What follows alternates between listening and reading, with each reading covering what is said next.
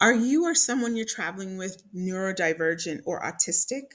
Well, today I'm going to share the best places to visit or to move to if you're not neurodivergent traveler.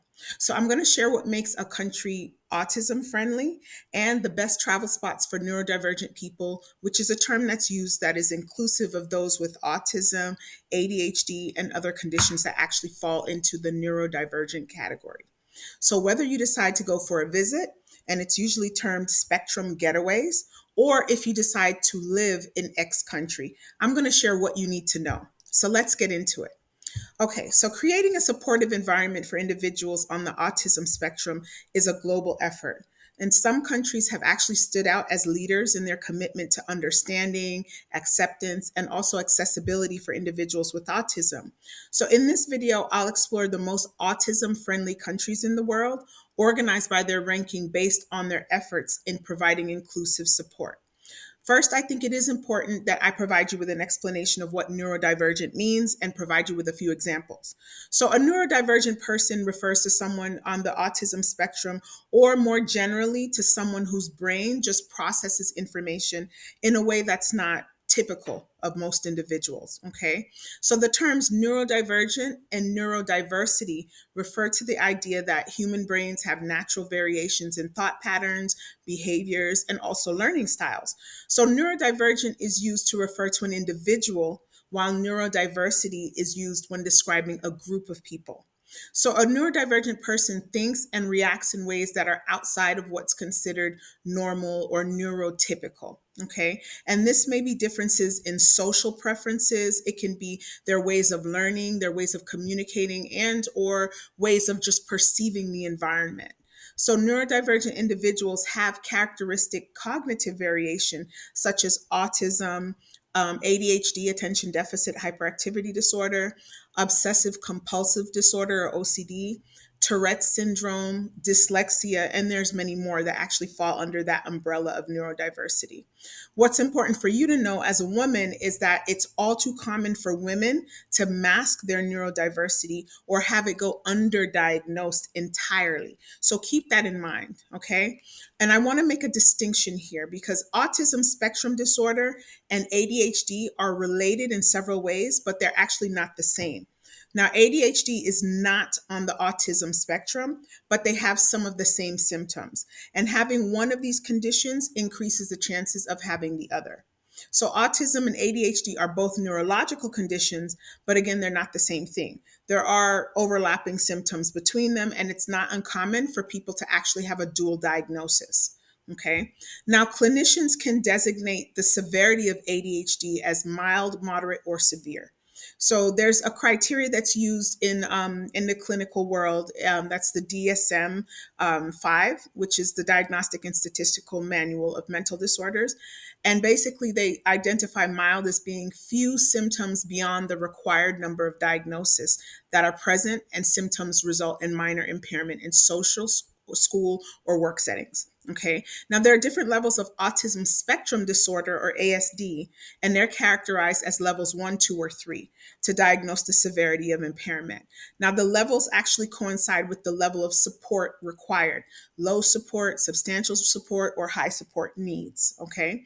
Now, prior to the levels, it used to be described as low functioning or high functioning autism. So you may still hear people say that. Okay. Now, autism is a developmental disability of variable intensity that affects social interaction and communication. So, autistic people tend to have narrowed or repetitive patterns of thought and behavior. And it is not an illness, but it's more of a type of neurodivergence. Okay. Now, what is low functioning autism? So people with level 3 or low functioning autism, they actually have high support needs. So they experience significant challenges in social communication, and they actually have extreme difficulty coping with change and other behaviors that can cause intense autism traits and impacts on function. Okay. So while every autistic person's different, people with level 3 autism may be mute, or they may have few words of intelligible speech. They rarely initiate social interactions, and they may have minimal response to social overtures from others. So these challenges make it very hard for people with level 3 autism to complete things like day-to-day tasks, like taking care of themselves or working. Okay, they require high levels of support. Okay, now what's a high functioning autism? So, people with level 1 autism or high functioning autism are often considered high functioning and referred to as low support needs. Now, they are often able to function far more independently than those with more intense autism traits. And they too have challenges with social communication, but typically they have strong language skills. Okay, so they tend to be rigid or very inflexible, and they have difficulty with transitioning between activities. However, difficulties with social communication or narrowly focused or repetitive behaviors can cause significant interference in their day to day functioning. Okay, so by definition, autistic people with low support needs do still require support. Okay, people with level 1 autism can have noticeable challenges without supports in place, including problems with maybe organization, and planning that actually hamper their ability to be self sufficient. Now, these autistic functioning labels, they're often used to describe how intensely a person experiences the impacts of their autism traits. But these terms can be very misleading. So, for example, a person who's labeled as low support needs may be verbal and bright, but have sensory challenges. That means they can't stay in school or hold down a job. Okay. Whereas a person with high support needs may not be able to use spoken language, but they may be successful as a visual artist. Okay. So functioning labels can actually cause some miscommunication and sometimes some confusion, because neither one describes the level of ability or function across multiple categories. So functioning labels do not determine a person's level of intelligence. It doesn't determine their special talents, any anxiety levels, aggression levels, or even sensory challenges. Okay. Functioning labels do not provide useful information about where they do best in school, because intelligence, noise tolerance, anxiety, social communication, all of that needs to be considered. There's so many elements. And neither term actually gives you useful information about whether they can function successfully in a public venue. So someone who's low functioning may be able to sit and enjoy a movie, while someone described as high functioning may not be able to manage the sensory challenges despite the low support needs. Okay, makes sense? All right. So functioning labels also don't determine whether a person's likely to do well in a job. So some autistic people with high support needs are happily and gainfully employed, while quite a few autistic people with low support needs can't find a job or keep a job that they like. Okay. In addition, neither of those terms actually identifies the likelihood of aggressive behavior.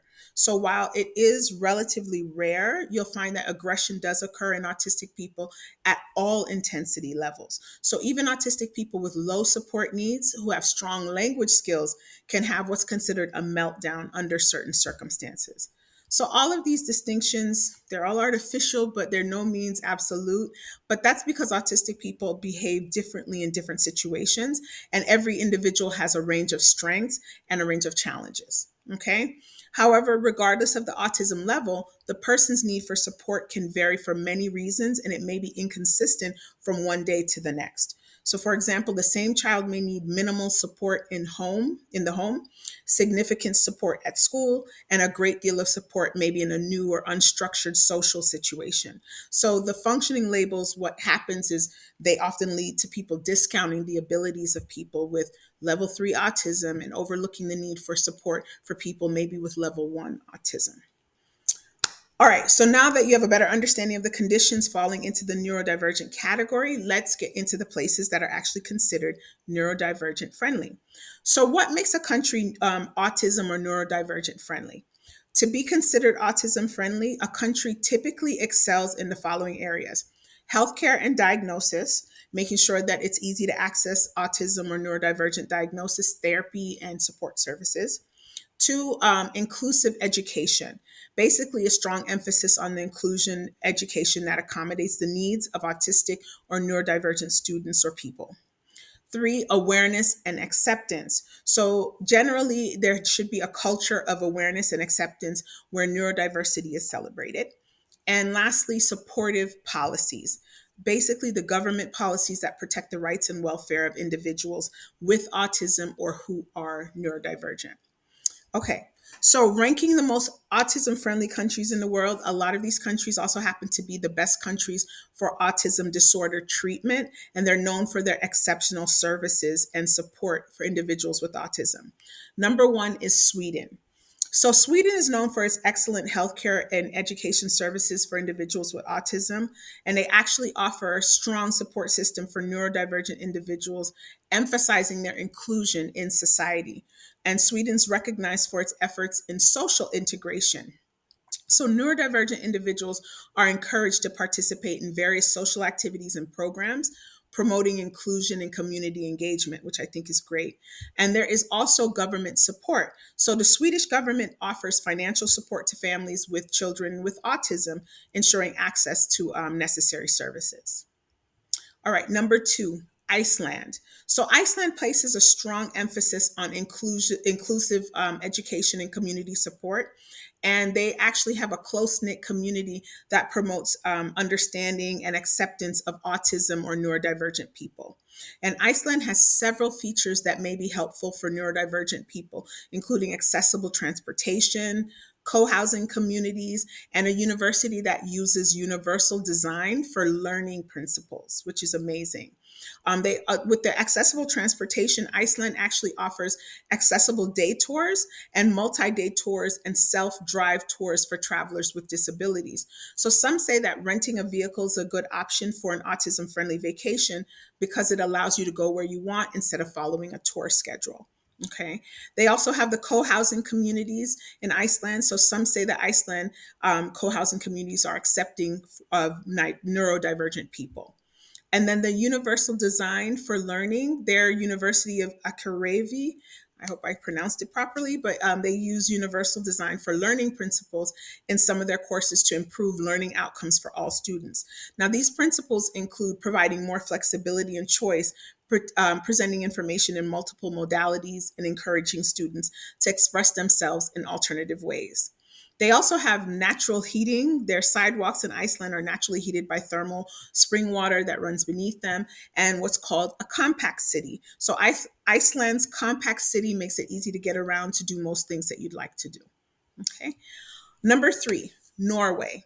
So Norway is committed to promoting inclusion and support for individuals with autism and neurodivergence. So the government has implemented policies that protect the rights and well-being of autistic citizens. And they also have a number of resources and programs to support neurodivergent people, including in their constitution, it includes the principles of equality and non-discrimination and the right to privacy and rights of children. They also have an Equality and Anti-Discrimination Act, and this act prohibits discrimination based on the disability and requires public authorities and employers to take action to promote equality. Okay, so they're actually putting action to not just to the words. Okay, also there's an attendance benefit. So this benefit's available to people with disabilities who need extra care or supervision, or whose parents lose income from work to care for them. So children with disabilities can also apply for assistive devices. And then accessible infrastructure. So Norwegian cities have good accessibility, a good infrastructure, including ramps, elevators, and designated parking spaces. As far as neurodiversity, there's what's called Neurodiversity Norway, or NEVNO for short. And it's a voluntary organization that advocates for neurodivergent people's rights, including full inclusion and equality in schools, the workplace, and other social settings.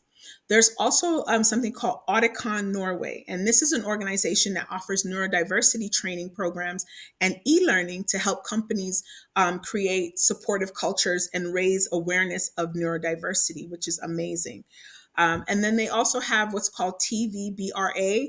That one is this, it's a media organization that's run by people with learning disabilities or autism, and it presents a fortnightly news show. So the station aims to change the way people with learning disabilities are seen. I think that's amazing, getting them involved. All right, number four, Australia. So Australia is recognized for its research initiatives and their early intervention programs and autism-friendly public spaces. Now, Australia offers comprehensive support for individuals with autism or who are neurodivergent along with their families. They take a holistic approach to autism treatment, focusing on the overall well-being of individuals with autism spectrum disorders, and this includes things like occupational therapy. They offer sensory integration therapy and a social skills program. Okay.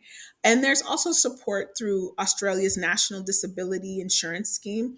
So, through their insurance, they provide funding for therapies and services, offering financial relief to families who care for those with autism or who are neurodivergent. All right. Number five, Canada. So, Canada provides a wide range of services and support for individuals with autism. They focus on creating an inclusive environment that fosters acceptance and understanding, which is important. And they're known for their commitment to inclusive education. So, children with autism have the opportunity to attend mainstream schools with support from specialized professionals. And Canada is also actively involved in autism research, contributing to some advancements in understanding and treatment of autism and neurodivergence. Number six, United Kingdom, UK. So the UK is known for its commitment to autism acceptance and inclusive education, but the government actively promotes awareness and support for individuals on the spectrum. So the National Health Service, or the NHS, their universal healthcare system, it supports those efforts, and the NHS provides a comprehensive range of services for individuals with autism, and that includes things like diagnostic assessments, speech and language therapy, access to specialized schools. The UK places a strong emphasis on early intervention, which is amazing and it is key, with programs designed to identify and support children with autism or neurodivergence as early as possible. Okay. All right, so number seven, Finland. So Finland has made significant progress in promoting autism awareness and acceptance. Their government actually supports a range of inclusive initiatives to help autistic individuals thrive. So what you'll see is that Finland is widely considered one of the most inclusive countries for neurodivergent people. They actually have a strong focus on equality, social welfare, and a system that aims to integrate individuals with disabilities into society, including those on the autism spectrum, and through inclusive education and support structures. And they also making it a potentially good place for neurodivergent people to live and to work. So the inclusive education system, essentially Finland prioritizes inclusion in their education system, where all students follow the same curriculum with individualized support plans based on their needs, including those with neurodivergence. As far as their disability rights, Finland has some really strong disability rights. The government actively promotes equality for people with disabilities with a non discrimination act guaranteeing equal rights. As far as awareness and acceptance, there's a growing understanding and acceptance of neurodiversity in Finland with a positive attitude towards people with disabilities. And they also have what's called the Autistic Spectrum Finland, or ASY is the acronym, but it's a national organization that's led by autistic adults working to promote social inclusion and well-being for people on the autism spectrum. They also offer peer support networks, which is really critical. Autistic Spectrum Finland offers peer groups and networking opportunities for autistic individuals. And they also have individualized support. So schools and workplaces can provide tailored support for neurodivergent individuals based on their specific needs. All right, number eight, New Zealand. So, New Zealand offers accessible healthcare and support services for individuals with autism, and they actively promote a culture of acceptance and inclusion. So, there are several organizations in New Zealand and resources to support people with neurodiverse conditions, including the Neurodiversity in Education Project. That's a not for profit organization that offers programs, resources, and support to neurodivergent students, their families, teachers, and schools. And the project advocates for change and aims to create a more neuro inclusive education system. They also have Diversity Works New Zealand. That's an organization that partners with individuals and organizations to support neurodiversity in the workplace, and they can help workplaces connect with resources and additional support. And then, of course, from the government, their Ministry of Health, their primary advisor on neurodiversity in the health sector. Essentially, Health New Zealand funds most of the health services and some support services for people with neurodiverse conditions. So, neurodiversity is a significant issue in New Zealand, affecting many families. So, neurodiverse young people can bring creativity, fresh thinking, and focus to the workplace, which employers are increasingly valuing. However, without support, neurodiverse young people are more likely to be unemployed, disengaged from school, and have poor mental health. So they prioritize this through offering a number of government funded policies and programs. All right, number 9, the Netherlands. So the Netherlands is committed to creating an inclusive educational environment where the government has implemented policies that support individuals with autism. There's therapeutic counseling that's offered, there's parent coaching and training, and they also have consultation services in English and in Dutch for neurodivergent individuals, for parents, and for couples, that all of this is offered. Okay. They support individuals, couples, and families, and they do it both in person and they offer it online. Okay, and there's also what's called Audicon Netherlands, and that's a company that partners with clients wanting a neurodiverse workplace by providing inclusion and technology solutions that benefit from their artistic DNA. So there are a number of things that are offered in the Netherlands, whether it's in person or provided virtually. Number 10, the United States. So the United States actually has very comprehensive care when we're talking about neurodivergence and autism. They offer a comprehensive range of services and support for individuals. And basically, they place a strong emphasis on research and intervention programs. And they boast a wide range of resources and services for individuals who are neurodivergent. So, from early intervention programs to specialized schools and therapies, families in the US actually have access to diverse spectrum of support options. Here, the only thing you probably would need to consider is cost, simply because the US does not have a universal healthcare system. So you'll find that there's a range of options, but also a range of prices as well. Now, the US has a number of cities and states that are actually autism or neurodivergent friendly. I'm going to give you the most supportive states for raising a child with autism or neurodivergence: Colorado, Massachusetts, New Jersey, Connecticut, Maryland, New York, Pennsylvania, Wisconsin, Rhode Island, Montana, and I'm going to give an honorable mention, Arizona. Now, I'm giving an honorable mention to a particular city in Arizona, Mesa, Arizona, because it's truly special. It was actually designated the first autism certified city in the world.